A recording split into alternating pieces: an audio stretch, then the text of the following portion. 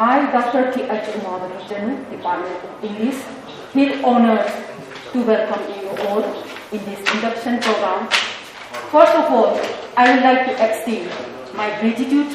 to our respected principal and IQAC team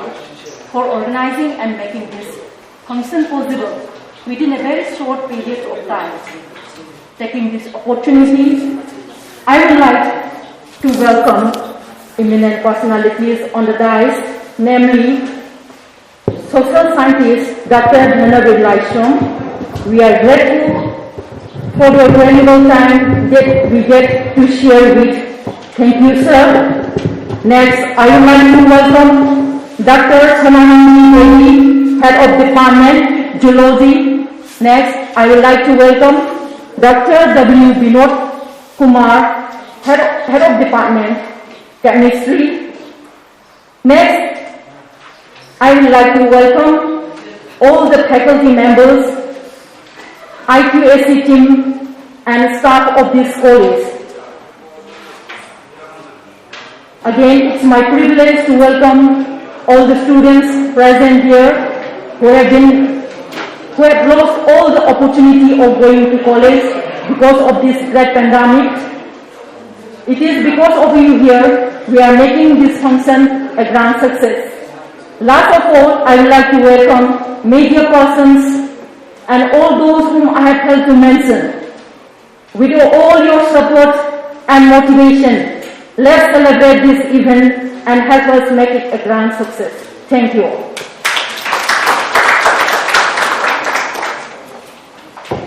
Induction program asina hairiba newcomer refresh kangusing asibo ikoina welcome tawjabaga loinana hairiba college da changapa matamda chhatra amadi chhatri sing asina college ki atmosphere se khandaba yadaba masigi ahuba wahaudo koina hairiba aikoi induction program ase pangthok chabani ngasigi induction program asigi makha chatharak koina ikai khunabada matik charaba Dr. NGP Keshwar Singh I coordinator IQAC na masigi samlappa warulama PV nabagi damakta ikai khunajeri besarbu aikoina hangatchari. Good morning everyone,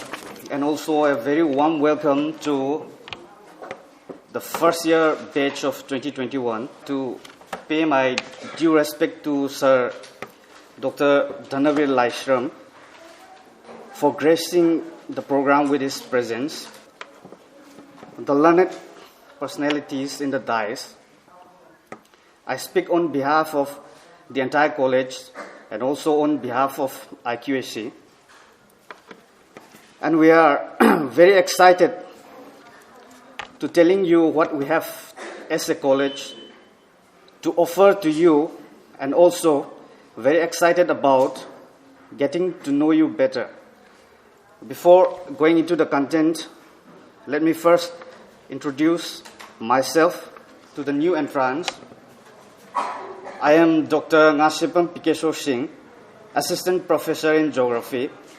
I am also acting as the Nodal Officer of All India Survey of Higher Education from 2018 onward.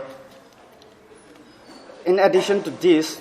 I am also the coordinator of Internal Quality Assurance Cell of this college. Today, I have been entrusted with the task of introducing to the new entrants of this college to the institutional code of conduct for students. Quoting Swami Vivekananda, education is the manifestation of the perfection already in man. I like to emphasize that perfection is present in all men. We only have to eliminate the imperfection from them. Strict lines of day-to-day conduct and discipline are essential to remove this imperfection from within us so that we all can become perfectly adjusted members of our respective societies. I will read out the list of institutional code of conduct one by one for you all to absorb and digest. Students of this college are expected to follow and adhere to these codes as strictly as could be. All students are expected to observe rules and regulations currently in force in the institution. Students are prohibited from doing anything inside or outside the college that will interfere with its orderly administration or affect its public image. No outside influence, political or any other, should be brought into the college directly or indirectly. No unfair means in the admission, examination, and other academic activities, including applications for scholarship, shall be allowed. All students of the college should always wear their valid college identity card on their person whenever in college or while representing the college at any other place. Further, it should be produced whenever demanded by any of the college staff. Identity card should be carefully preserved, and the holder of the identity card will be held responsible for its misuse. In case of loss of identity card, a duplicate must be obtained by paying the prescribed charges and fulfilling the necessary formalities. During the conduct of lectures, students should not loiter in the corridors or in and around the college premises. The students should follow a decent dress code suitable to the decorum of the college. While representing the college at any other place,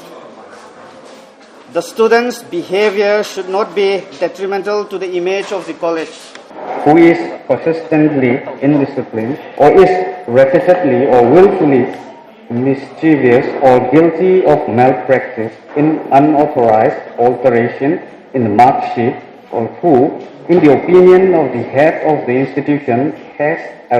troublesome influence on his fellow students. Each and every student shall endeavor to preserve the high standards of the college by excelling in good manners. Smoking and use of narcotics are strictly prohibited inside the college campus. The powers relating to the disciplinary action in the college will vest with the principal, and his decision in this respect shall be final.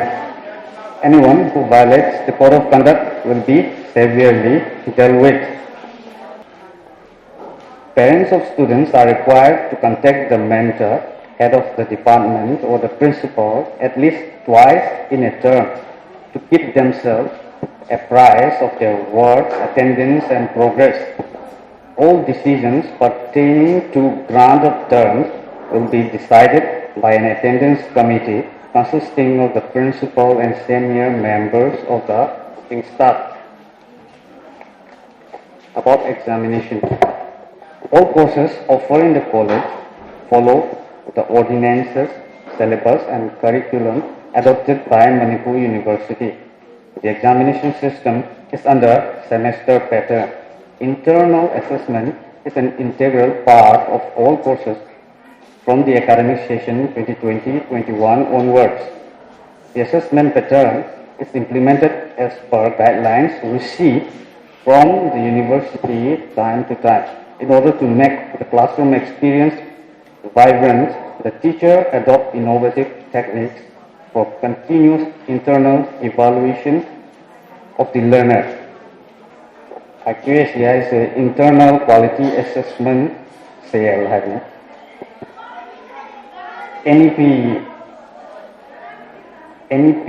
2020 anova sila kiba matong dadi IQAC gi rules na higher education institution pramata can important way ana mamang da 2014 na dai da UGC na higher education institution pramata IQAC hang na ba order di tharak ꯑꯗꯨꯒꯤ ꯃꯇꯝꯗꯒꯤ ꯑꯩꯈꯣꯏ ꯀꯣꯂꯦꯖꯇꯁꯨ ꯍꯥꯡꯉꯒ ꯂꯩꯔꯝꯃꯤ ꯑꯗꯨꯕꯨ fully functional ꯑꯣꯏꯗꯕꯗꯒꯤ 2020ꯗ ꯔꯤꯚꯥꯝ ꯇꯧꯔꯒ ꯑꯅꯧꯕ ꯃꯦꯝꯕꯔꯁꯤꯡ ꯏꯟꯗꯛ ꯇꯧꯔꯒ coordinator, assistant coordinator, मोगी organization structure से फजने सेम हो मतुंगा higher education नमदा लेगम थोपा quality में quality education लेगम थोपा पुनः मक्से लेना बने ना लिनो हार्वी कॉलेज तसु IQAC से रिवाम तोगा अनोवा function सिंह कि अनोवा मसक अमा अपचल लगा अमुक नौलानी लगा इन्हें coordinator हो जारकने रिवाम तो मतुंगदी आइना अहंबा उजरकने लिलोंग हारिबी कॉलेज दा IQAC हाइदुना यामना तत्तना पल्ली नखोइगे प्रोग्राम अमा अखोइना हेक ऑर्गेनाइज तौननबा होनबा मतंदा organize by IQAC Lilong Haoreibi college हाइ ngasi maksu अखोइना थेलिबा बैनर असमक्तदा ऑर्गेनाइज बाय IQAC हाइदुना हेक थम्मी अदुना लाउतिरिबा छात्र छात्री खुदिमंगना IQAC है इंटरनल क्वालिटी एश्योरेंस सेल है मार्की मथौसी चावी IQAC लिलोंग हारिबी कॉलेज की एनी इन्फॉर्मेशन से कलेक्शन तौरगा क्वालिटी एजुकेशन पुरकना होटनबदा अचौब थौदांग लौरिबा सेल अमखक्तंगनी थागतचरी लोइना इंस्टीट्यूशनल कोड ऑफ कंडक्ट है ओजागीसु छात्रसिंगिसु नन टीचिंग स्टाफ की खुदिंगमक्की कोड ऑफ कंडक्ट लई सारना हुजिक मांगदा पाथोखिबदुनी अखोय लाइबखिबा मना ngahaktangi mamangda maisi chatkhibadagi fajana mayamda maduma highlight tawba ngamhodre madugidamakta ngapigani hariba code of conduct se lembiraliba chatra chhatri khudingmangna niyom ngakna chatpa madugi niyom fajana illaga akoina hariba institution sibo angba thakta thangatna bo honaba aduna hariba code of conduct se akoigi download तौबीरगा इसा इसाना फजन follow तौनब होटनमिनसेबो हमसे थमजरी मथंगदा इकाई खुन्नजरीबा अखोइगे सार मिंगोइना हगचरबदा MD मूसा मार्क्से master trainer अमखक्तंगनी Moodle साइरिसे करिनो Hariba Moodle सिगे मतंगदा वरोल खर थंबिननबा इकाई खुन्नजरी सारबो हगचरी सार please हेदोना आई सामक्ते वा आंगांगी हाइनबी असे लैजदबनी अदुबो आइगे पायरबा आइगे model online training learning management system हाइना अमा मास्टर ट्रेनर की ट्रेनिंग फंगलुबना मरम ओरगा ngasi वा आंगांगसे इसी नाथोको यारोय तदगी ना ngang jarabagi wani tasengna ngasi Manipur state की ओइना सोशल एक्टिविस्ट ओइना लाइबिराबा अखोइना वीडियो अखोइ यूट्यूब ता कयादा अदम अखोइना अखोइगी सार मिंगन पंजरबदा डॉक्टर धनबीर लाइसम की अदम येंगजबनी अखोइ छात्र सिंगसु ngasi तिंबिरिब सिंगसु सार की यूट्यूब ता थागलिबा अमा सिंगसी येंगबो याम दरकार नि अखोइ तंबगी लोइबा नाइद्रबा तंबसी महाव भंगना तमनबगी अदुगुंबा कानाबदु फंगनबगी दमक्ता अखोइ मदो यामना लौसनबा याबा पोट यामना यावबा अदुगुंबा पोट क्या थंबा अदुगुंबा अखोइ एक्सपर्ट नि अखोइ ngasi इंडक्शन प्रोग्राम असिदा अखोइगी ngasi gi IQAC की माइगे दगिसु अखोइगी ओइबा कॉलेज असिगी ओइबा सना पथाप अमदी तौरिबा थबक थरंगी मतंगदा डॉक्टर अखोइ पिकेश्वर सिंहनसु थंबिगरे अगा आइसु खाजिकम अमगा आइगी मॉडल की सिदिगी तोंगानबा अमोइना हाइजनिंगदा ngasi कॉलेज असि हौदोरखदा कंट्रीब्यूशन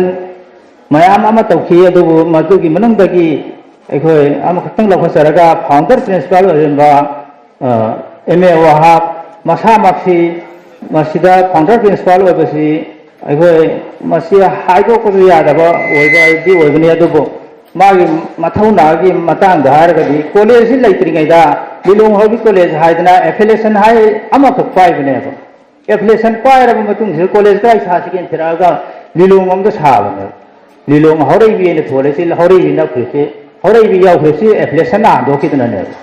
मफम खंद्रिङैदा थाफम खंद्रिङैदा अदुगुम्बा पोट अमनि अदुना ngasi कारैबा छात्र नखोइसि नखोइना अमा ओइगदोने अइखोइना तंबिखिबा छात्रदा STC STO अदगी अमा यामना ओइख्रेबा लोइना अइखोइ DSP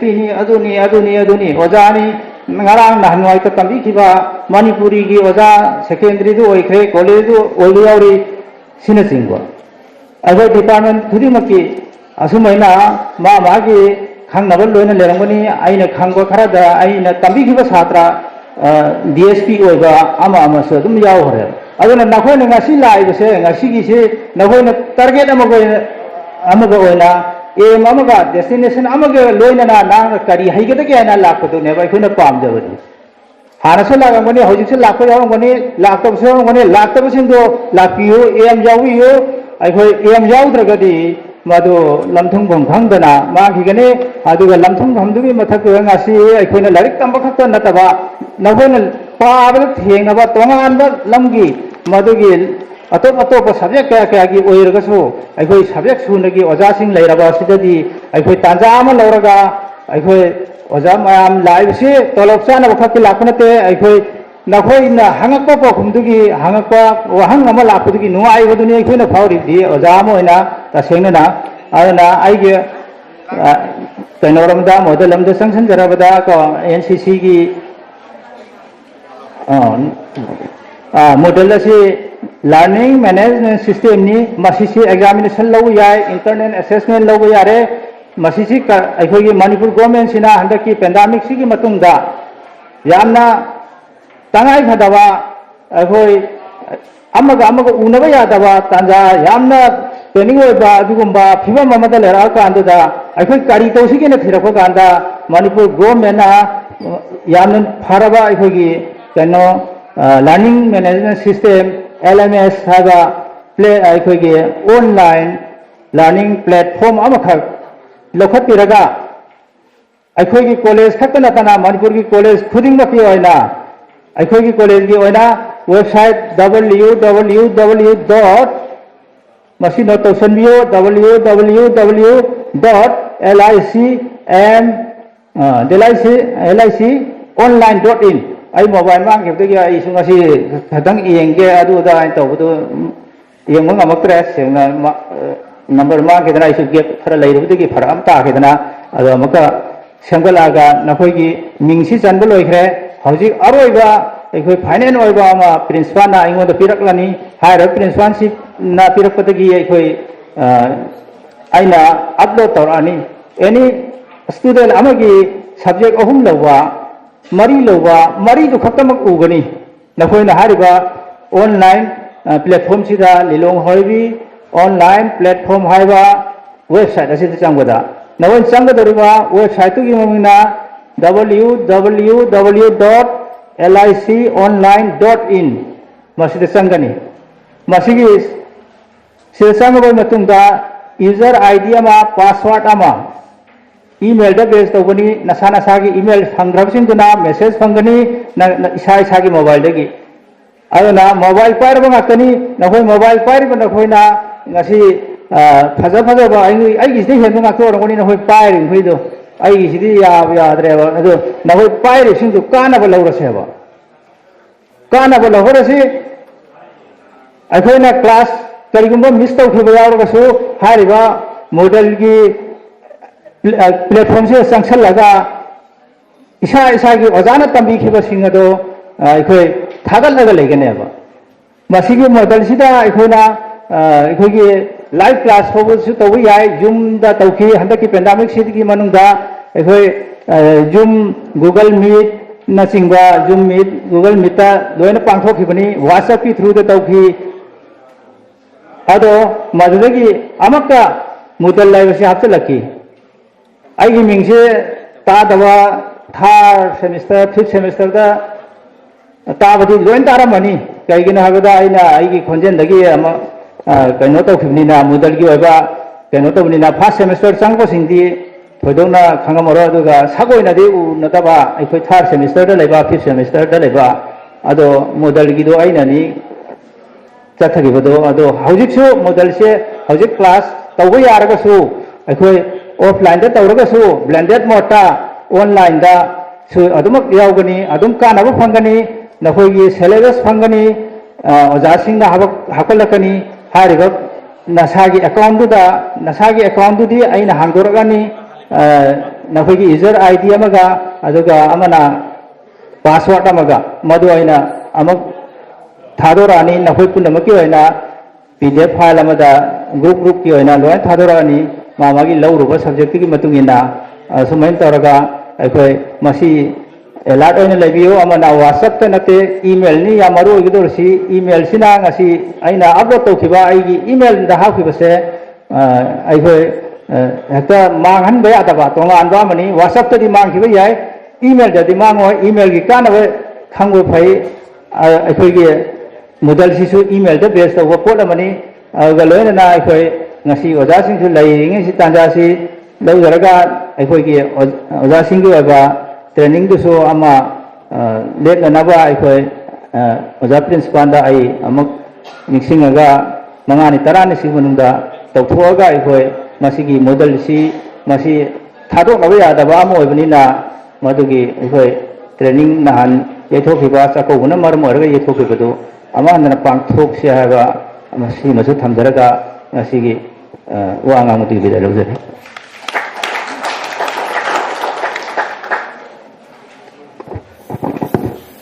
थागतचरी ND Musa Master Trainer Assistant Professor Lilong Harvey College aduga mudalgi Master Trainer so ibiriba ikai kunna jeriba sarna yamna maru ebo pham khara thambirami aina supplement tawjaboina haribo model se ngasi gi lakpiriba chhatra chhatri khudingmakna yamna khangba darkar ne maramdi aikoina nakhoida hojik offline the class tawgani harisi only week amada 3 days khaktani habadi Monday Wednesday, Friday. Aduga alternate 3 days, habadi Tuesday, Thursday, Saturday sina online da tawgadaba. Aduna online da tawgadoriba si isa gi oja singi apam bahan na tawrambadu natre. Hojiti aikoi ai isa gi paijariba mobile da Moodle gi app se karamaina handle tawgadi habina sing base aikoi oja sing su train tawraga hariba trainer gi makhada ngasimaksu laukthokpiram libaduni hanjal laikhoisu honnaribani aduna oja singsinashu amuk mentor amadi mentees haiduna aikhoina khaidok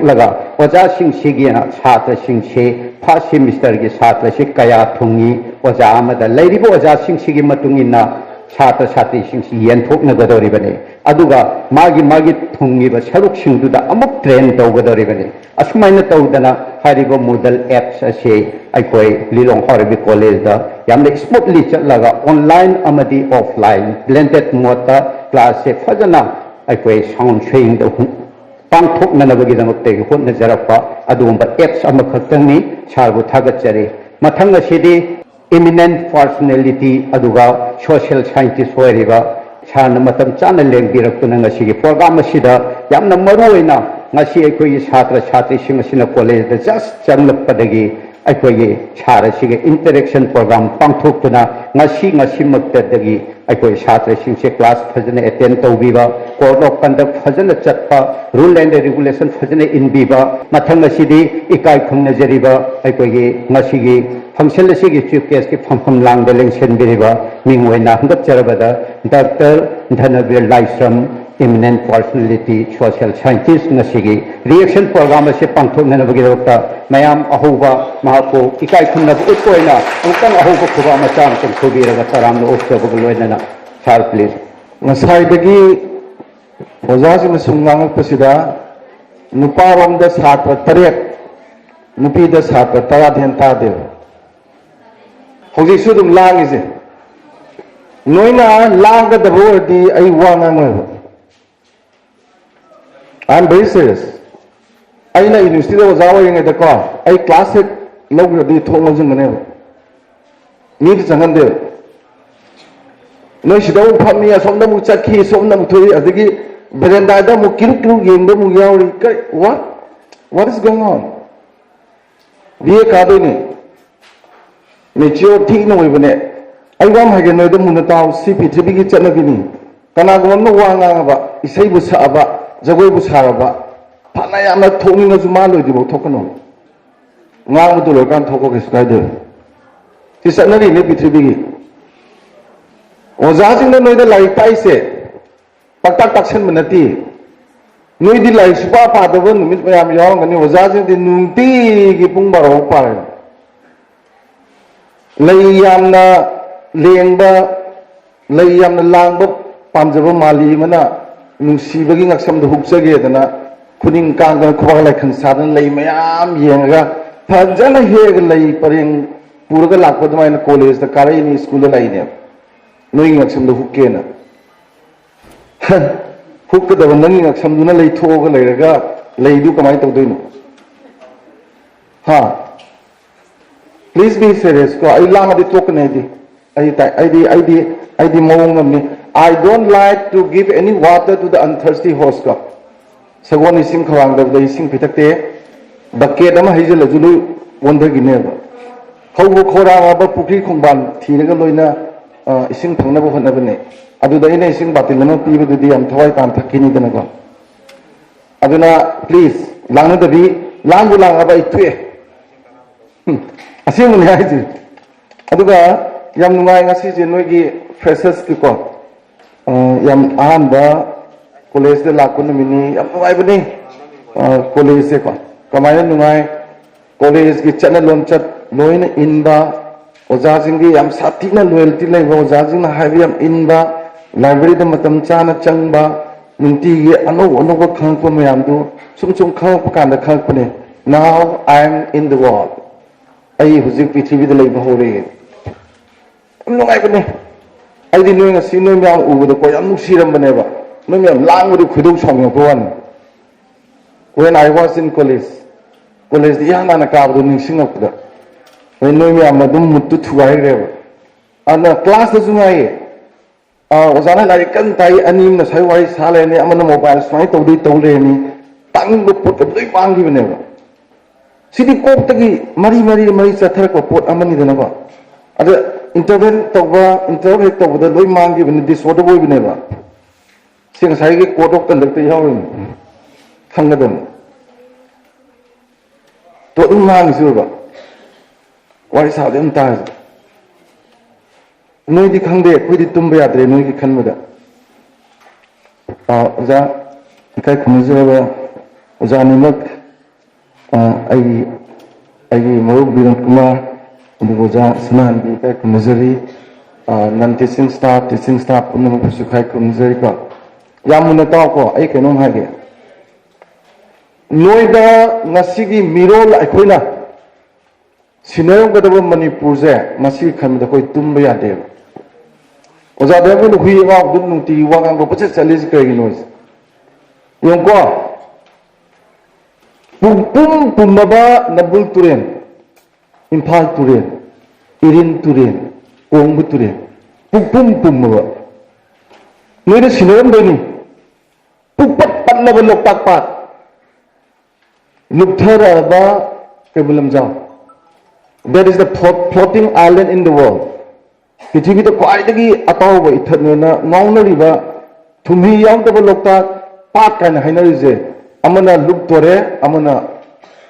pumdore maru ko ba chingna yumdagi sino phatta hodi to hundokpa turenji to uchi athiba ju thadani sa are maju hundokani amang lisa fujum thadani noina phangdoi si ko adagi di main tabro sorok mayam ma usi sida highway khak sem is mangai phadoi ba tai di adum podhol akta leidin adagi di kaithian namthi ba akta mani bud karam ba kaithian namthi de lege matam ma lagi haijada ba ima ibel singduna mayan gi chingni du luzaraga samjida luzarakpagi manam nuksi ga lei manam mari mangana pulaga nachom semaga samjida thelaga wai tai thoga pot pham mamang du wai tai thoga po yon ba kanda nupi sanga na phambado sahib sing sakanda is that a garden or market nangni simu kai thela lei ko laina chingni manam mune lei gi manam dune nali bedune sahib na ngori ni makhong kai then chang mangam dri ne ba ngasi larik hai ba khoi myam lai ka da kai thien pum me noi na phangong du myam ji ngo huran ba mantri myam ma nupi uya da ba noi na phangong ba do manipur ji ngo paisa cha dai ta officer ta yewu ne lambi thong adagidi ising pa turen ching loi na magse sabna saba leipak am noi da khoina sinaram gadori ba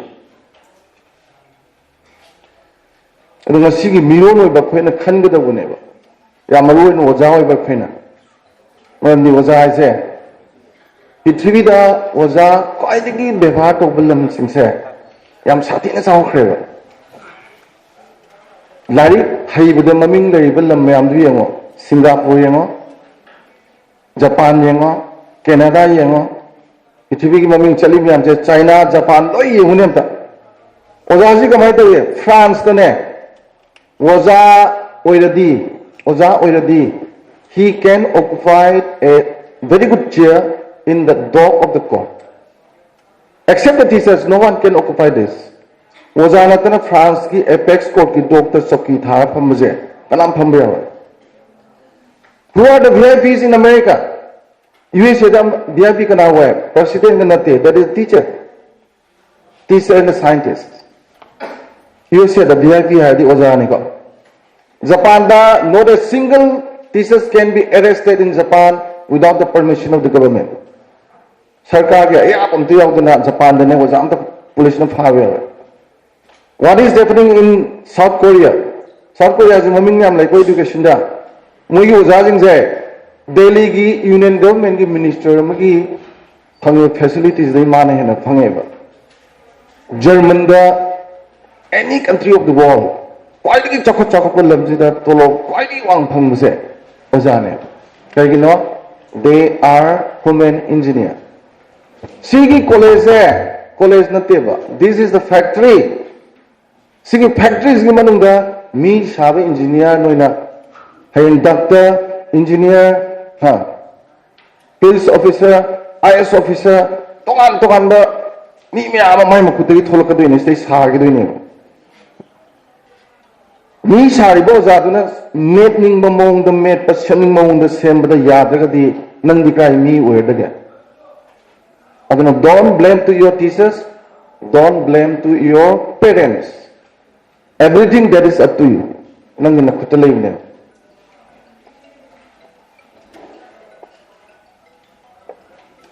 aduna ngasi oireba manipur se akhoina phanayam no honara su ai khanbada yam hena semdok pangam mandre semdok kadwa mi yam yamdre ko aduna noi gi nakuta sidagi hena sathiraba manipur ma soida noi khubak ta tar dong ne aduna noi tumine lebe ya de you have to be very much vibrant ko noi yam sathine dutiful hoigadabani hard working hoigadabani discipline legadabani punctuality legadabani sincerity legadabani sense of belongingness legadabani aduga sacrificing spirit so khara yagadabne adu werkanda na you can save Manipur otherwise Manipur kan munga moiba ko aduna this is my humble request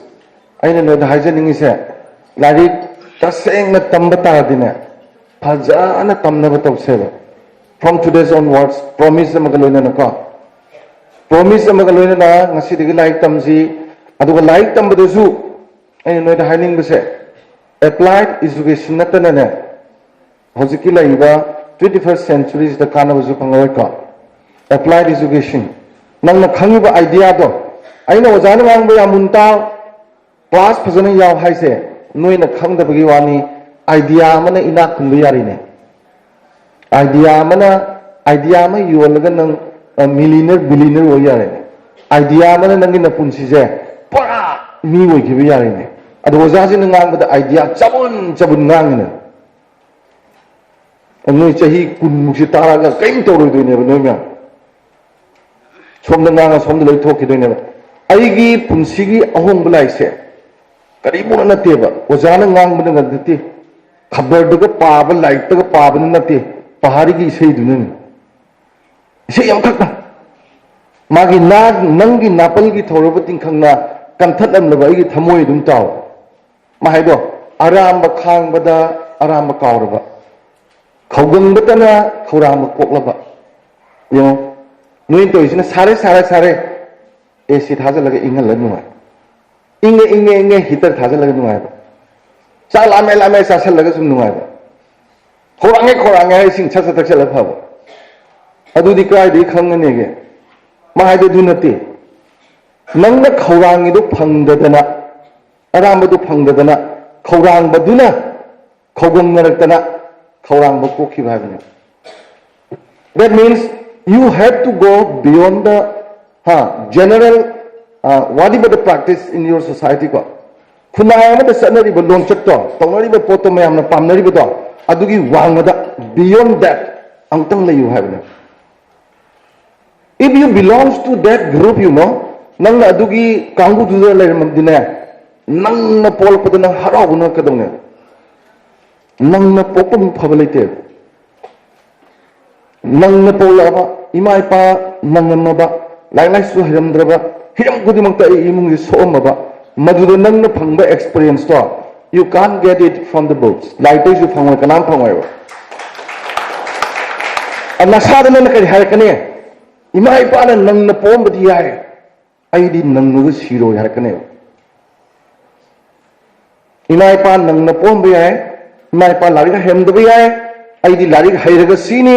ina khulaga sini khalakane ada nang na thenari ba nang gi struggle do madu oirakna ba nang thenari ba struggle do adu da phangi ba pot me am do karim ta mi to ba na phangaroi dam ne those people who born with the golden spoon in their mouth sanagi chamas ummaga thol ko mi ne nang na phangi pot to phangaroi dam ne adu my dear young friends larik tambadi chumnagi ozana taaga paradu phanga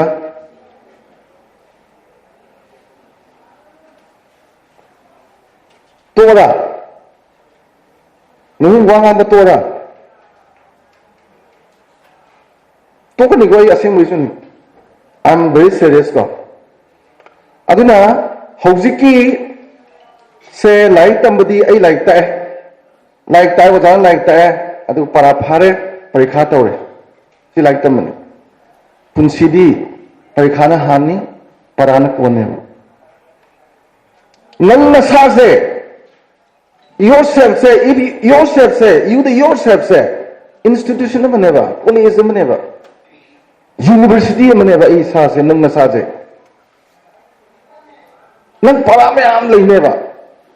that is part of your life in the venture of journey of life nang journey zero nang bari the para phang never adugi para do logic to yaw do never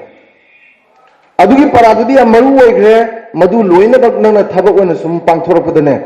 you should be very much different from others nang muktonga no mi pithibi de kesu lewi aduna yam section me darkar wai ko aduna aina haining is na khoida life tambaze from today's onwards promise amwa binana with a very magi yam phaso promise banana larik tamaken khalomni na ga like tamde manipura ngasi anga mata like tamdre Rambunda, please note it in your mind. Manipura angang amata larik tamdri. Nasidagi larik tamagin khaloba. From today's onwards, larik tamagin khaloba. Aina larik tamdri hai di kaino khambra. Larik tay yawab tanui tawde. Ine yoba angang duna nursery dagi tamakpa larik to di yawa mayam do. Angang amata ngasi kari po tawdri. Ima ipa laini minuba laini mogi seva to gunu punsi ma ton lomne na lai te yaw du chimpa puragan number phang panang na nama na pa asu yak wahali sibnang lai tamak pra physics da khangba pot nang kai dorage ha chemistry da khangba pot kai dorage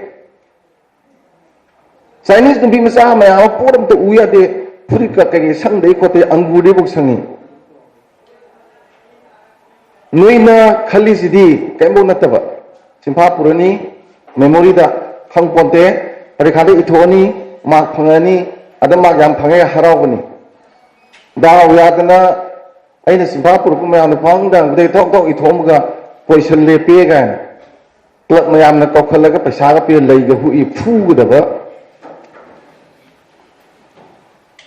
Now I'm talking about the applied education, you know. I hiding know the applied education to haba. Yung ko hayeng no na larik yam na wang tamgere tamoy thabak chong togere tawrena P3B gi yanari ba framework amal leyba. Adu di number 1 theory. Noi tamila is theory khangnam ne. Theory tamdaba suyara khangdaba yara khangra. Theory do nangi interpretation do na theory do software ka doi neba. Theory interpretation ka. Masaga ba interpretation, observation, recommendation, conclusion in la ka neba.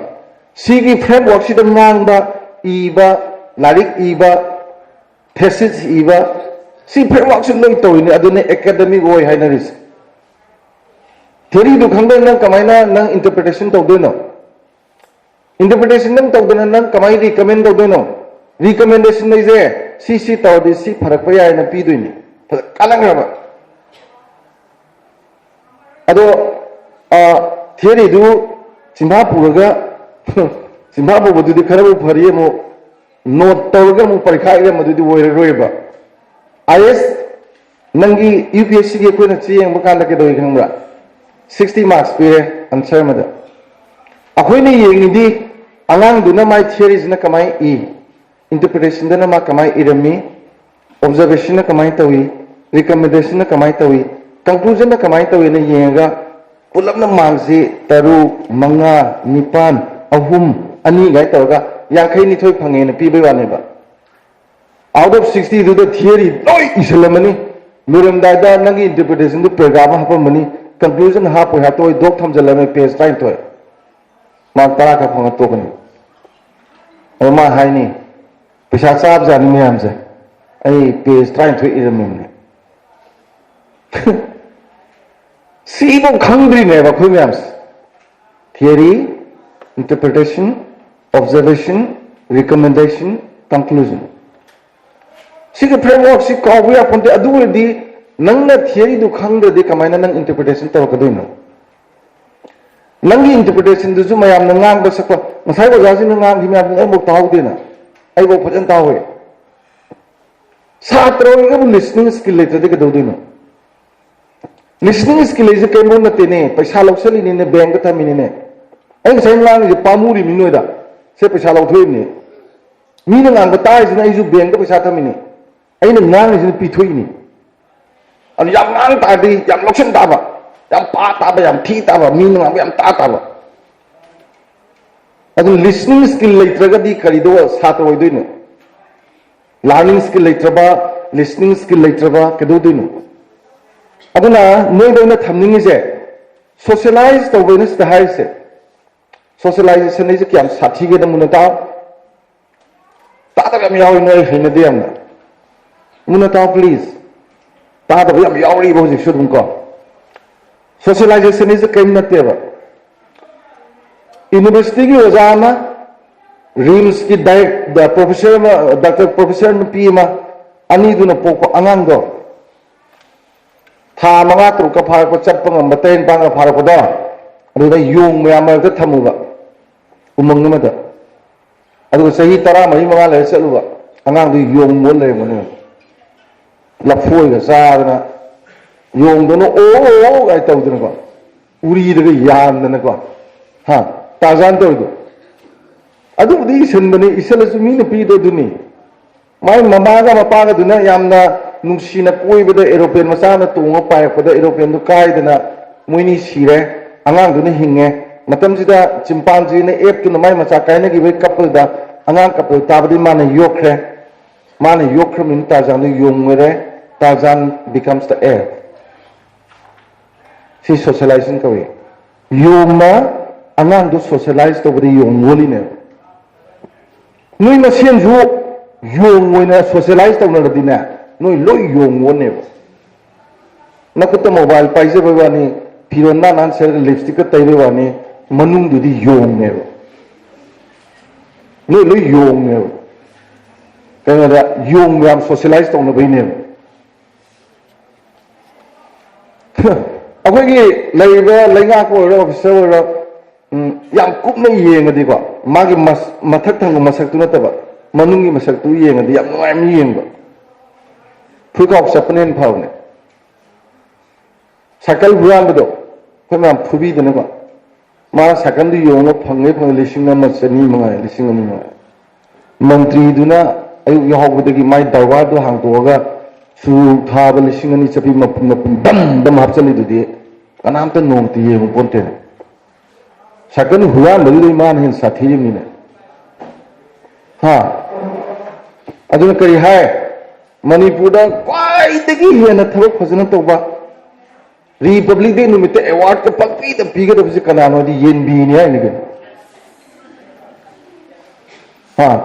मकोन जु लेतब कइम लेतब लबुक त तिता तिता चलुरगा कुका खान हुचलगा लुपा 10 पीबा म तक लाकोए नंगदेव मणिपुर की इमा की सेंगाव तो लुपा 10 हापचल लेबा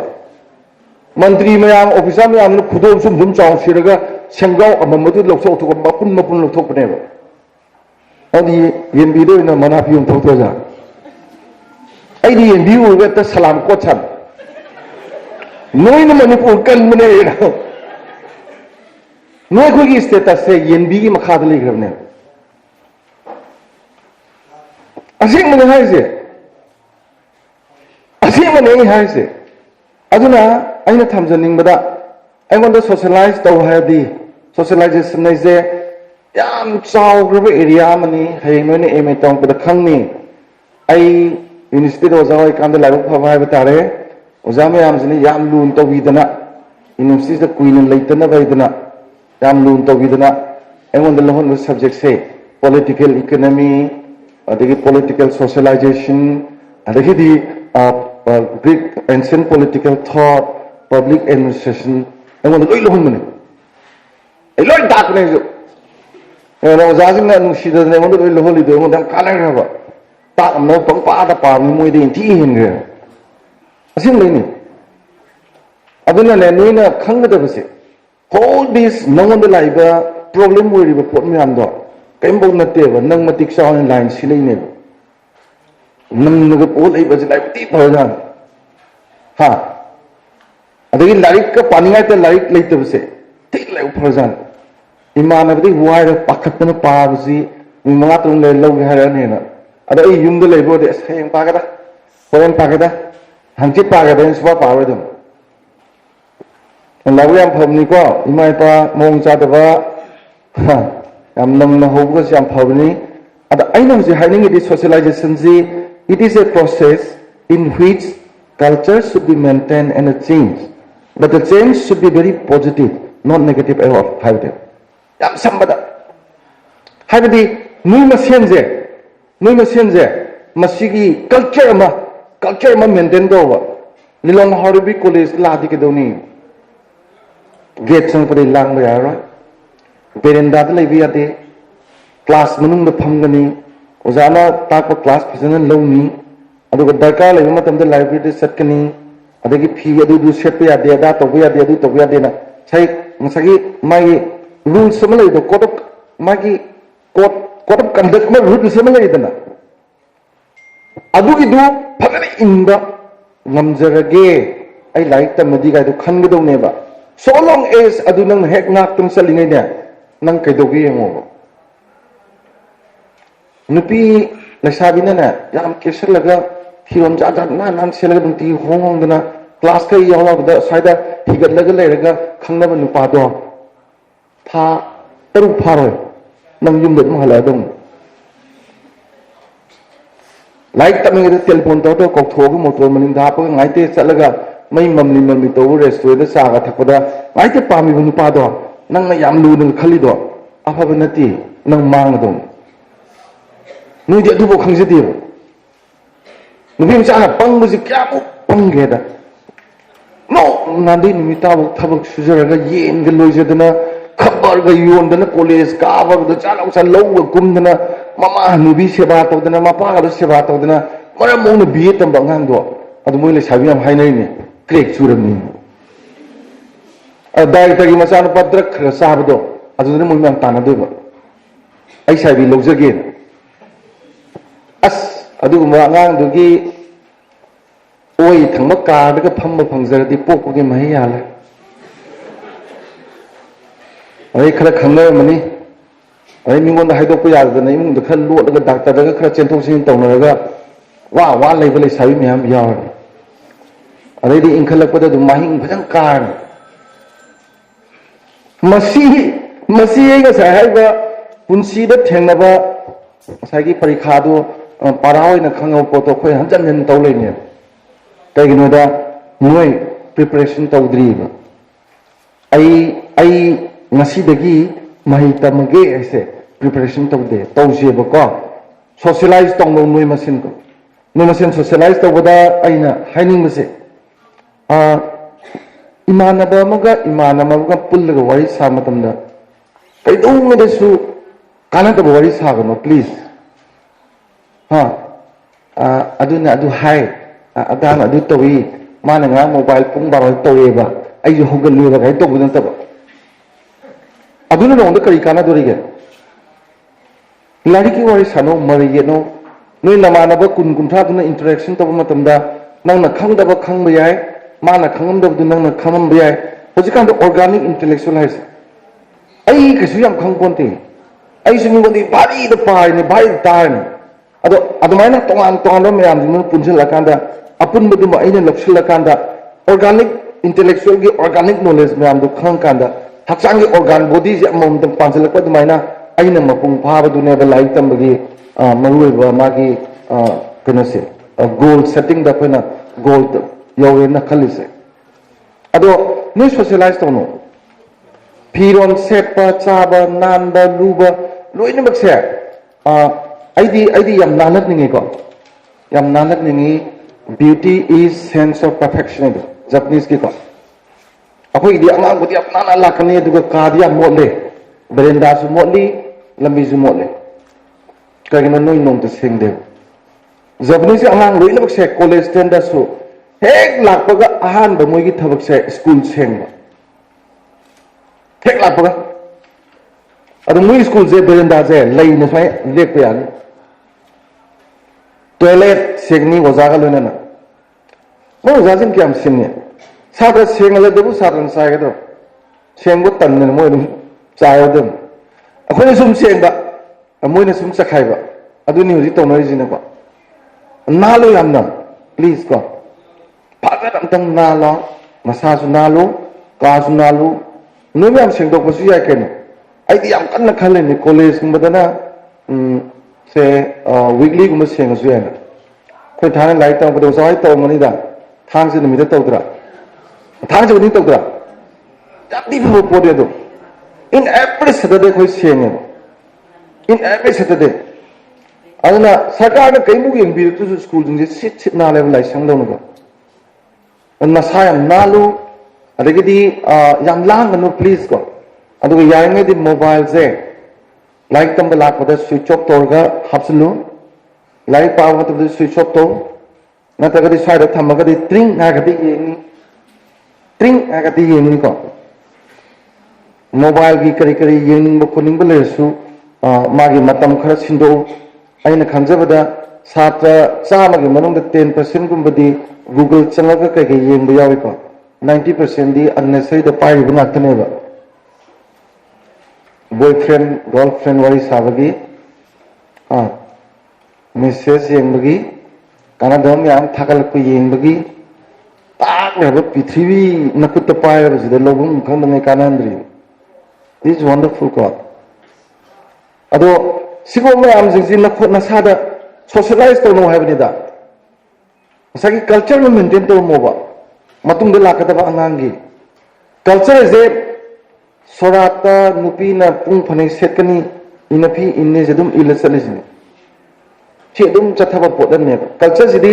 मा मेंटेन तो लेगा तुम चेंज तो कनी चेंज तो फाबदुनो वय हाबनदा पॉजिटिव वय हाबन नेगेटिव वय गनो हाबा पॉजिटिव वय हाबने बा अदो वय बताय सानी अदुगा ख्वाइदगी सोशलाइजेशन की एजेंसी में आम लेनी को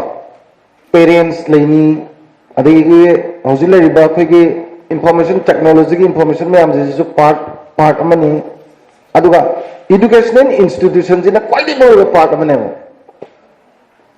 सिगी एजुकेशन इंस्टीट्यूशन जे सोशलाइजेशन की क्वाइटि तांगबा एजेंसी मने नंदी केनोदा स्कूल कॉलेज दगी थोखिदबा अगांग अमता असो असान करी कई थबक तोरिबा लोमी सिनी वरिबा लोइना मक्सि सिदि चटखिब नातने अदुजु कनाई मकुतगी वजादी चटखिबने नोई मैम ताना ताना नोई नमानबी मैम नमानब मैम अदगी BA कारने अदना सिदा फरक तारक नुपा यावखिनिको लाइलाइसु फजना तौजेदना फजना लेजगे खनमल कोई नहीं नबी दना मथा सानबा रेस्पॉन्स तौदे हाँ कोई इनदना मथा सानो जुम यावने अमबु ओरो नोइना खंगदबसे नुंसिबदा ख्वाइदि मरु ओरिसे वैल्यू शेयरिंग 21st century की romance it should be very much concerned with the value sharing. Aduni China ngrana khabar thengaidana one of the most richest countries in the world America mathak legre ay tha sahi o mari wangda haidra China na soidana first star kane adu karigino moigi youth singse noi gu mamayam se China ki angang singse no thi ad hoji China ne pakhasari di yongko India की वैना हंडक की 2021 जिदने नोई हें report थोला ने census का सही कुंचांग आदा मकादले बमीजे 65% ने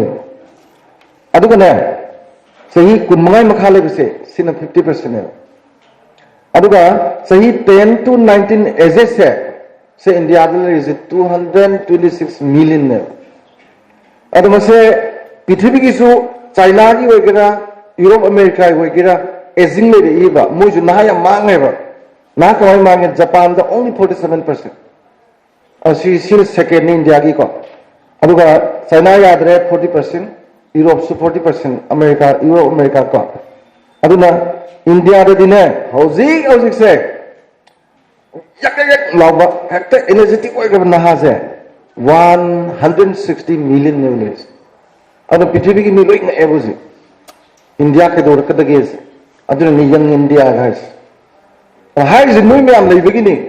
नोई मैम जे करी वेगदोरी नोबा नोई मैम जे फरक तागदी यंग इंडिया का नते ऑल इंडिया का नते वर्स इंडिया हरकने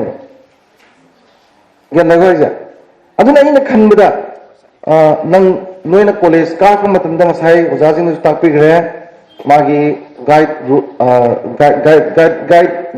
रूल्स मैम लेरिबा गाइडलाइंस मैम लेरिबा मागी कोट अमा लेरिबा नोगी रूल्स मैम दो फजन इनबियोबा अदुगी दु इनबे कल्चर अमा नोय अंतंग लेहोबा अदुगा ओजाजिंग कमाइना एसोसिएट तौनी ऐ साइजबदो यारिङै क्लास लादी पामुद्रो पैसाजु तिंगा लाइनी मतमजु मांगिनी युमदा ममा मबागी थोक मतें पांबिगदबदु पांदङै लाइनेबा अदुगा क्लास ता फमगा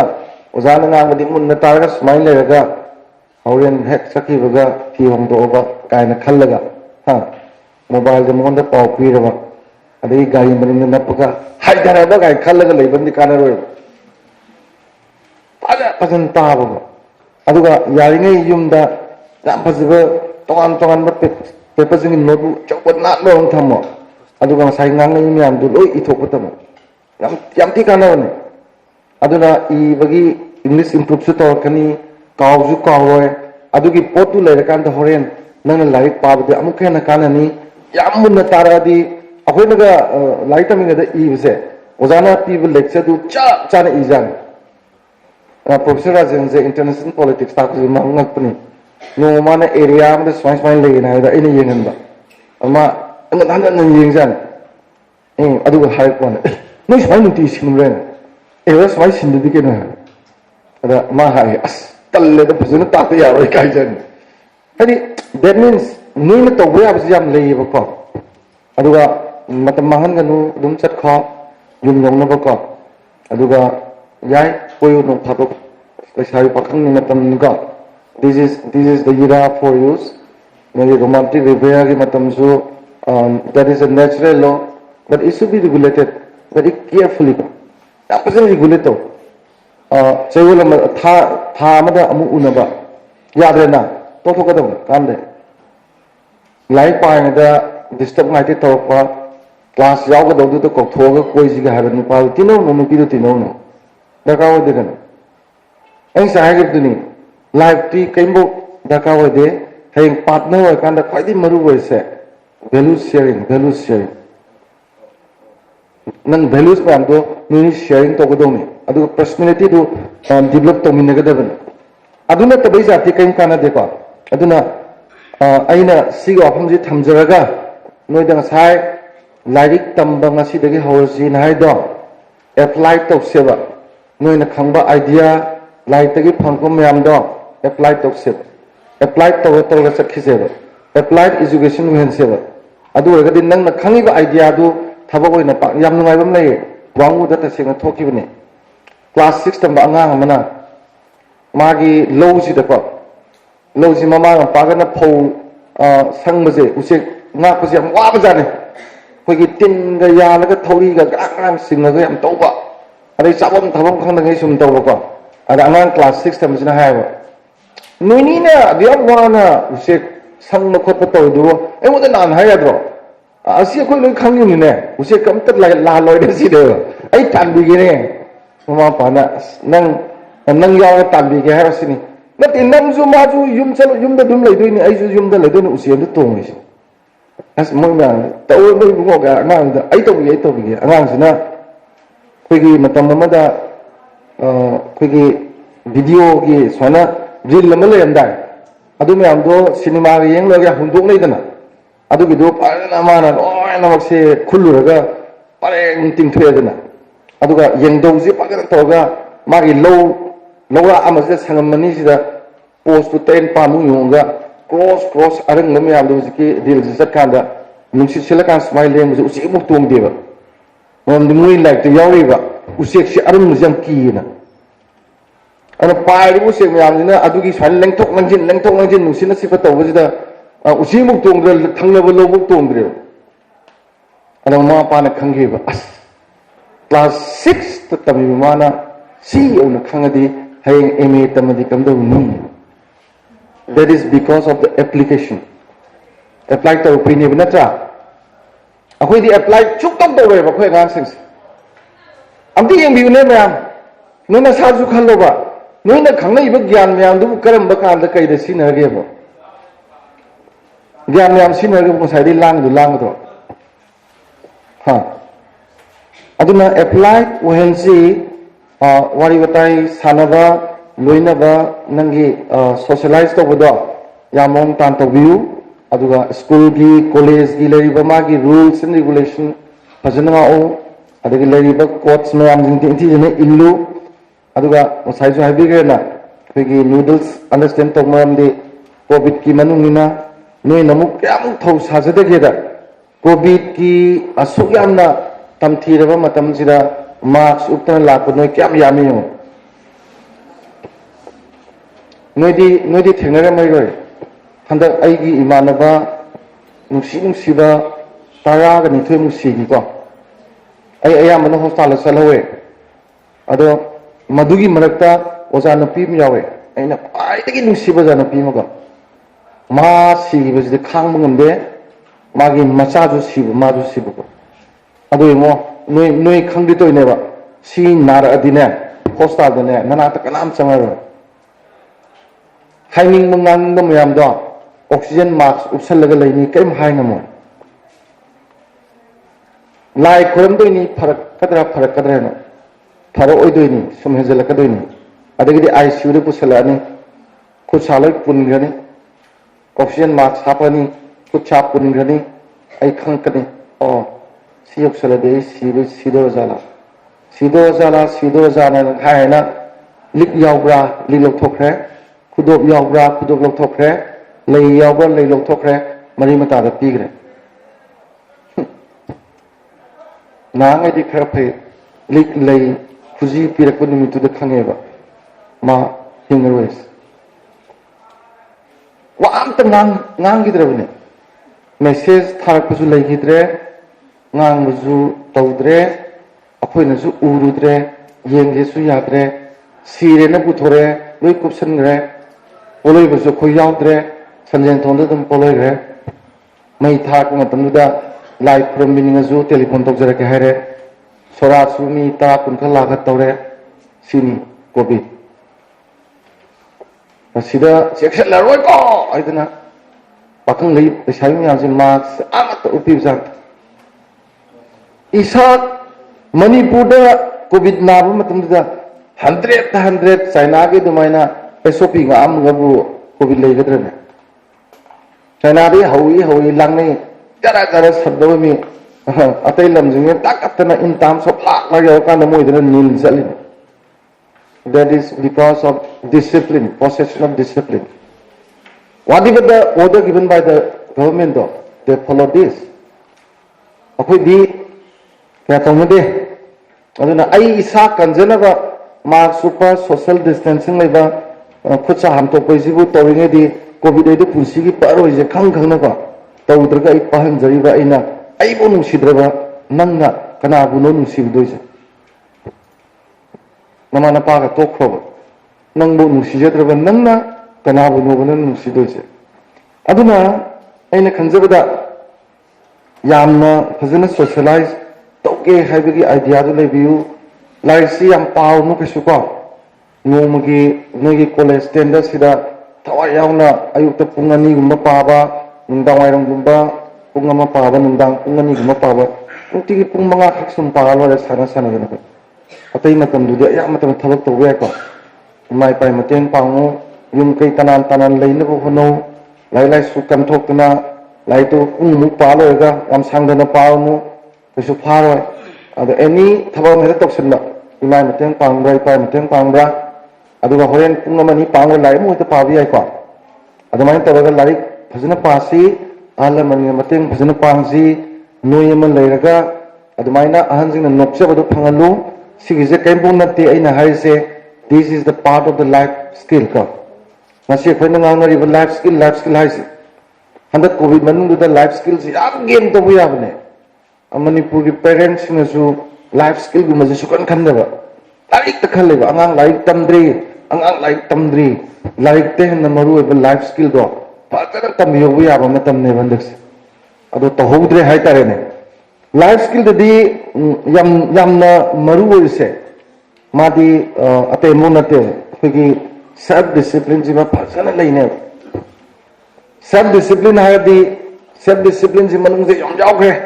kai yaw ge da nang self responsibility ko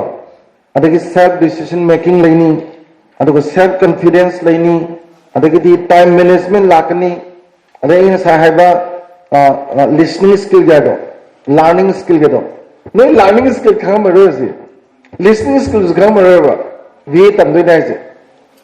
ha listening skill kham dum ne am lai ta ba hitraga bu kai da gyan lak tu no ngang ba hitraga bu kamai na mi na convince to doi no language is nothing you know communication skill de yaw se nang ngang se sidi kai na te ba sidi only 8% guma woi doi ni 92% je body language ne ha 92% je body language ne ba ada body language je kam matam da kamai tawni adai na hoje kana gumba khoigi yamna interrogation to ba officer mamang nang sumwang ba adagi interview gumba da khoigi expert committee ge expert me mamang wang ba phana yam nang nang asune khalakte gai do kai gnumba ha nang khange ba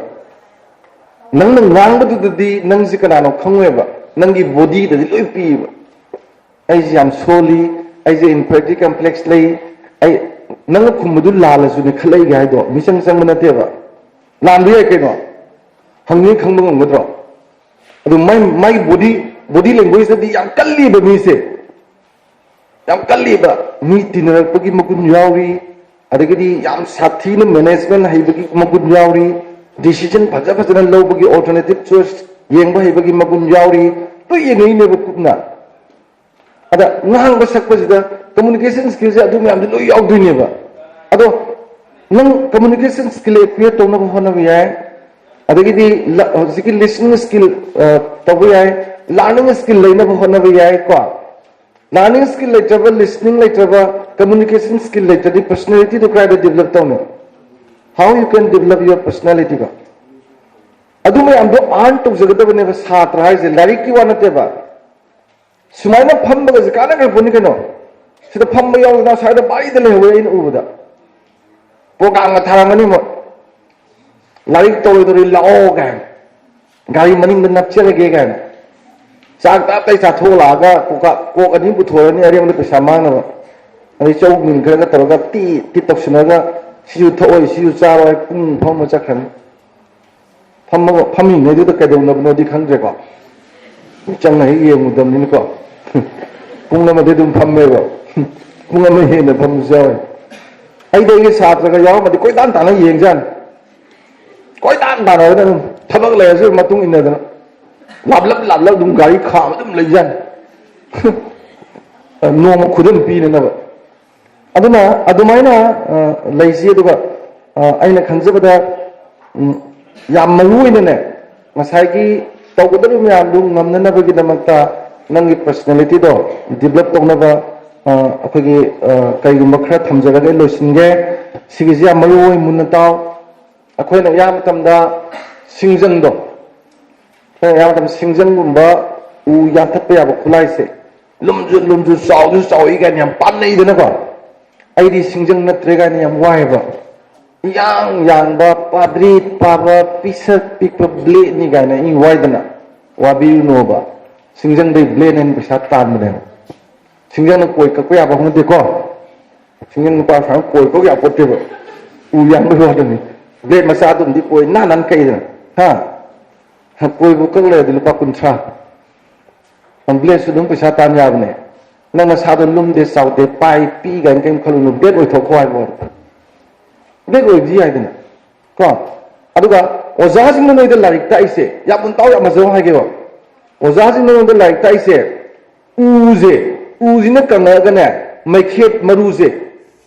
lishing taram sem ya uzi na kana ga ha adugi mai khet maru lishing tara du udu na sem jare ba mai khet tuna maru hapa ga mai khet maru he ko re padane mai khet maru ama khatang swai khela ga ne umum na tum na sa ne noi ba je mai khet maru umang tum na tha ga do du oi na sem na te ba amam ka du da tha le ba thamai du da mai du chur ga ngal lag na ba sem ba ne bo ja sin ne ko umang tha na mai khet maru du na te aduna kaim khalu no ngasi je adu na tawre adana tawre adu torga kaim khalu no ko nga je ising chawring da moin kakcheng chadra ising ka ka dina kakcheng no khalaga ga um sam akai sin ponte ana samudra gi ising sana wave salido adagidi aing asa lariba temperature lariba wave lai me am do nang na kaisu thingma ngamoy masana dum laini nang na haigedabdi aduda kamaina hi hongedage abdune adugi hi honbagi skill du laibudune maru ese wave thingmanate aing asa du thingmanate ngamoy samudra gi wave thingba yaroi samudra gi aing asa na change to ngamoy ba that aduda how I can sail the sea in this condition of the ocean and nanga skill du laibudo adune ba nang je successful person of this tumra adudi nangi personality do develop to the suya ya ba ko aduna aing sai haijagre listening skill laibiu ta ba yam pamo nogi matam jidi ko tari kana duini ta bu ta sinna bna ta ba fajana ta ga idea khara lo na bu hum ga tiyo ba wali bar ma ngang is the kari idea yauri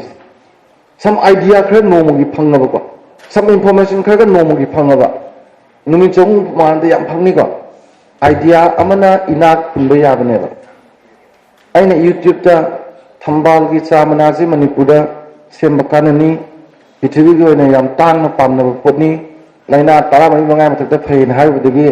bright enterprise dugi susma na nipi duna thambal myam ji lu khoma ga chamana puthoki budagi mapan da ju yole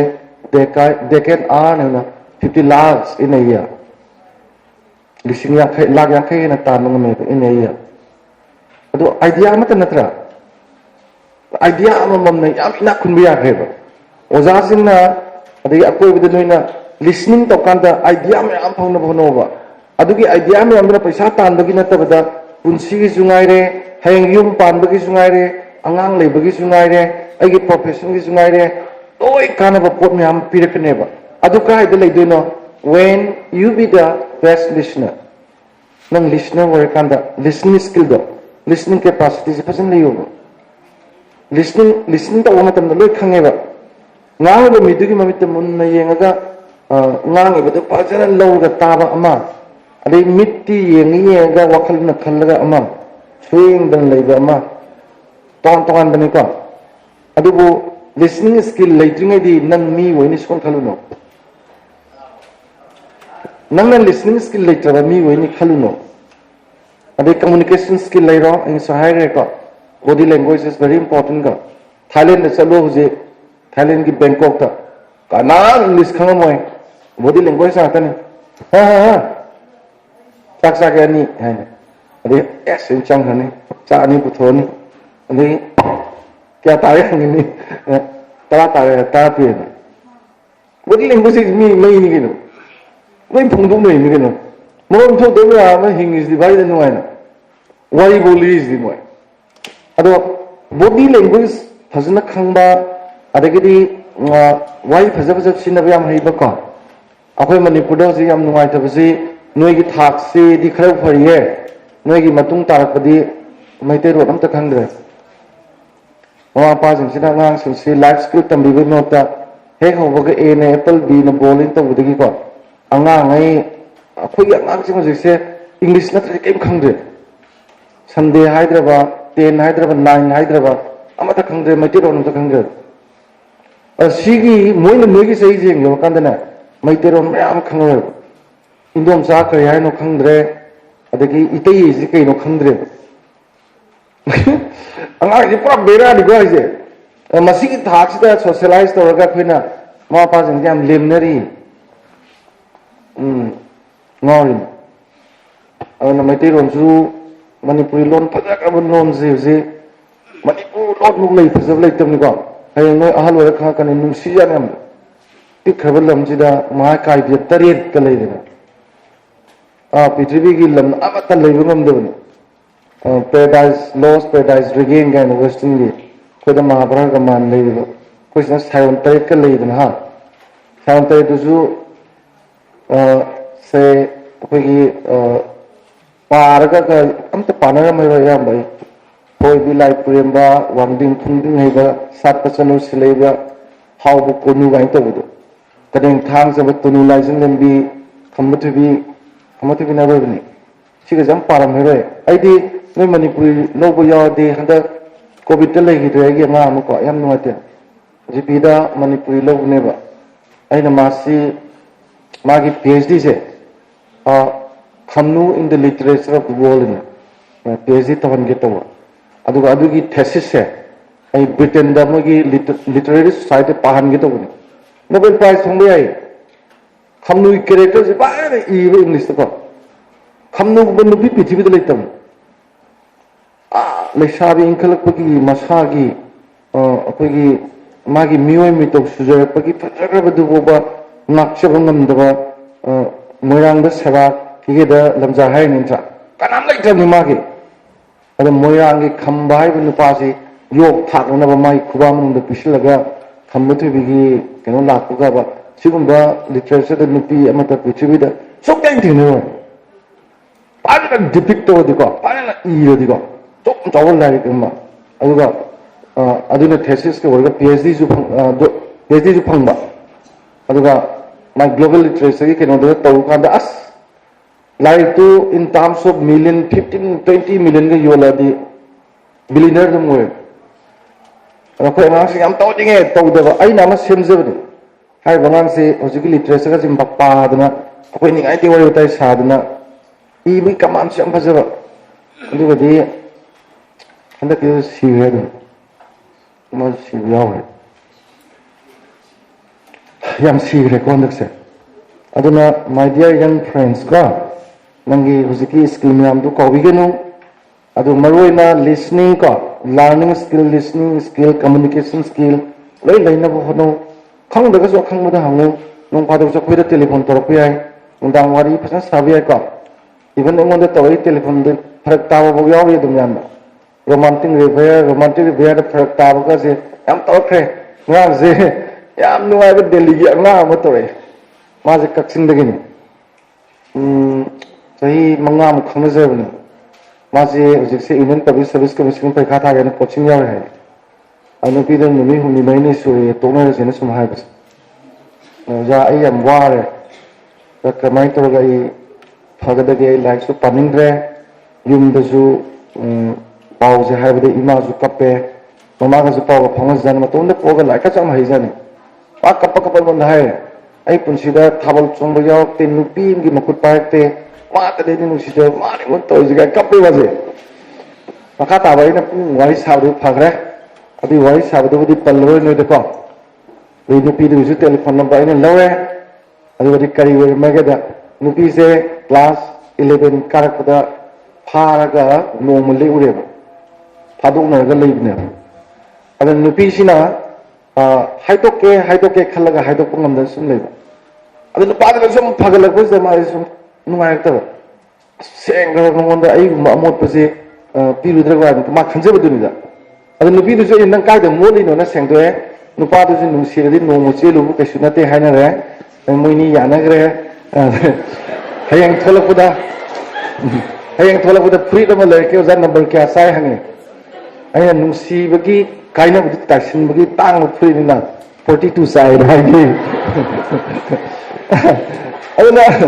ana na sigi ka doina bakse sagi self discipline tu ma ka bi nu ko self discipline ji manung da loina life skill ke yaw ka ni ai aduda road map manang yelakani ai adu wege goal structure ka adu phangna ba nang hona ba mayam do adu loina bakse madu daily routine na ga tor ka ni ko adagidi self confidence laisi self responsibility laigadabani aduga time management ma padana higidabni ko aba aina khanjabada akhoi gi kenu se matam gi ja se masi yare gi mangan bidaba ko aina noida naha sin hainin musai la ma iriba akhoi gi naha sin gi punsi ma sung mangna ne adoi nan ka phan ka gune ai naha sin ji yeng again ka phan ka widana ado numit nini da target jawe adai di thingjal ka lai tu phonga ni adai khangre ba ai angam yam ji ibu sathi nu si jawe ha je abroad jawdrim ni abroad jaw ma di pasam lakni ai ki satra no smart ti no me am se pithvi gi lama te thau to ya lai gre ba moi da lupa la ma thawai je kem na te ado ai na khoi manung gi naha sing ji yenge ba chani tharak pa sahum tharak pa sanga na khai wang ai na ju yam wang na tharak no na ai limit am pi ba ado limit nini hen to padane target go ba ade de ai na mu thingjale ba target go re pesa thabi re no na sing ji yam phaning ba gi tendency du lei yam sathi du ngai ko duga self decision making sima khara serious na ham ge nangi na sagi remote mi pain no please ko nang lai page to imanom naga gora chok si ha sapdo namana bu remote me laga la amne si romaji ko thoga chalage te en an ko em sakhi ai nu pa do na class kan to ngai da hello tholo la ai get le ri ai jo ko thui ni te tar ga na dum tho gai ni na pa dum sakhi ni nangi remote to ma pai be ni mi pai na you have to take your decision. You have to take your decision ka. Nangi decision nang long dong kanam non badar ka lete. Nang na long ba nang sagi nang na in high skill mayam adu mayam equate with sungong amoy kai dra dum nei ne ba ka. Nangi program mayam do phasina sila aduga self confidence am wang mo ko. Mi mana tawge khan ba de tawbung amoy da basu leite bane. aina tawlake na khaladine tawbungam dabali tabni ko ai handaki covid manung duda larik mari ne ne ibise ko ahan dan handak phongi ba kunai da nga kamaina sembani nama pana pana budo nore single copy leite hoji ko ani su bajra na singi mangla namasu punsi ai je hoji loire proof ko loire ga bu thorani ahum su bajra lenga ko da miyeng ama lenga kana pana ba hoji ke na na pana ba akon baisina nang aigi manipur si manipur ki future oi ire ko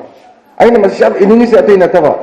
China na chakholiba all this Southeast Asia na chakholize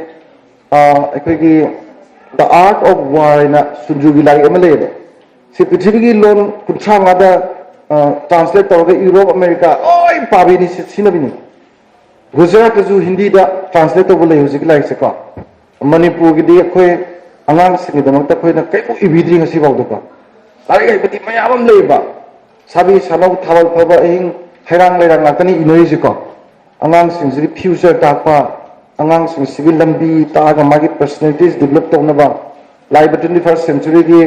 artificial intelligence evolution AI gi eras da moi ke dogya da ge ga na khoina ibigam changina aduga ai covid manung sida like mari iba aduga aina kuira bane si ining base sangdaba covid manung di pung taruk tagi phamajina tara bu phamada kanam laktre yum de kanam laktre kaim tawdre na aduna progress am leigre adagi sumang la ani radio play mari i handa covid manung ni radio play de we of part 1 2 ga tar mani radio la pado covid manung i ne do ado loina bakse khudung thiba loina bakse opportunity won thok loi ai ko China na tawse aduni khudung uthi ne mo de dum kana dam noi ju khudung thibai kaim khalu no kana bhe to won tho adu kana bo won tho ngami du kare gina that is because of self confidence ka aduna loisala padane time management du ka no matam management pasan to ko matam manage to ai ne no de na haning bje no ma khaktagi hena plan to no please make plan only for one day no ma de so to ko mauda we ma nang nakutane sige ko chi tumdoi ne na mau bahai de nongal ching gi ruki da nunti gi ne be manang na surga ko da pise doise ho lai tang ma sa ho ta na de mau du le bi ya lai so sum song bu thu no pao no ba sum chaw ba ma chi sem do ba yap noi me no ma dang plan to no ma se ma si no de ke ma han da wa ga khan ne ba no ma dang di ko no ala su no du ma du ma han da chayong gi tha gi adu gi da ga ha da gi ya ma tha sa ne ba no se pa plan to ko no ma se sumang ma han da chalang gi ba lairi thabak to ka sum chalang gi ba adu ko yari ngai di information je more and more information collect to na ba hona ba ko aduna skill da su my media skill leibini yawni husikan anobu da di ko adu me am du phasuna khomjel lo adu wa ga dei na khan ba ne yamna he na thani aloslakada matamji kanana kayam lik na sinage se yung ko sahi magi matam se kwai dagi sahi magi values khang se matam parikha phelo hu ba nang khang noi sahi values kya khang de na phelo ka na khang mamang sahi to ai option me re ne ai pa ki tre ne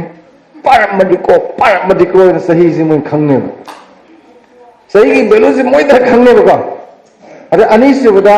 tha gi values na kana na khang ge da matam kui na mayum palaga masa pok thaba sahi tara mu ka leja kan da miyon ba sum miro la pa mayam le harau na imung su ko mau du sum harau sa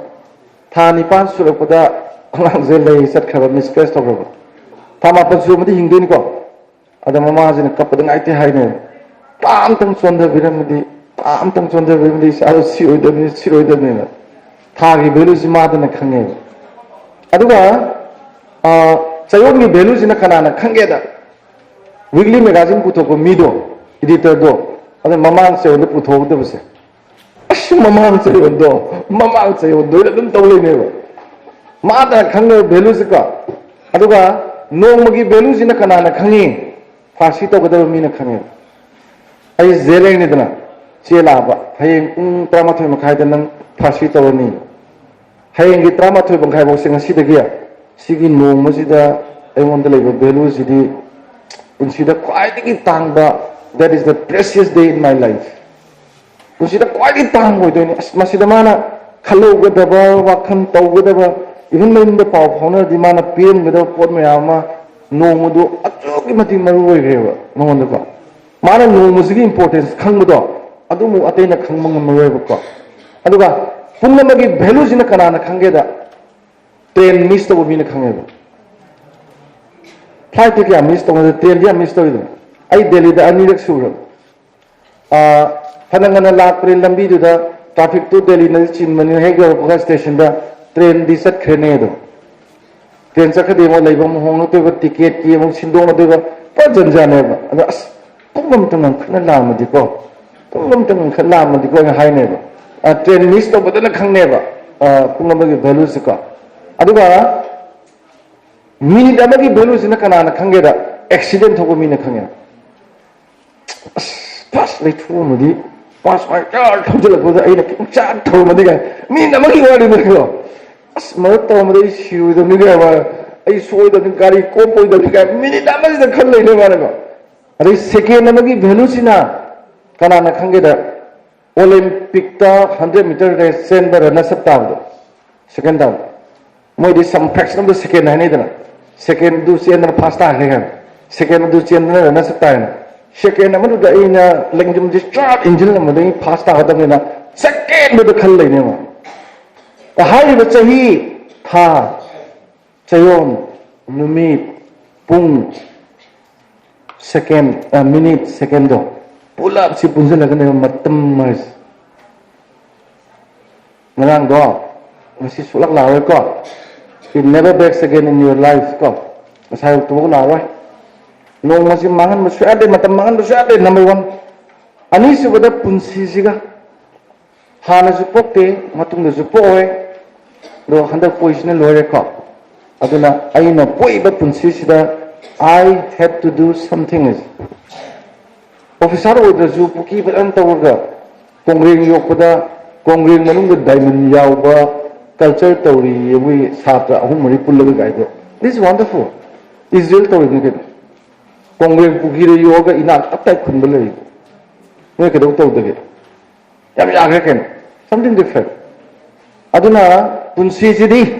loamy वगैरह सिमी वगैरह अमा वगैरह वजा वगैरह officer वगैरह मंत्री वगैरह I have to do something as it. Si khalaga hingna bhona seba. Adu eradi aina sa ahu dhaijaw Manipura. Adu nataw Manipura ma leibi ai. Natragadi hen patpa Manipura ma. Soida namakin noi gi nakutale dawneba.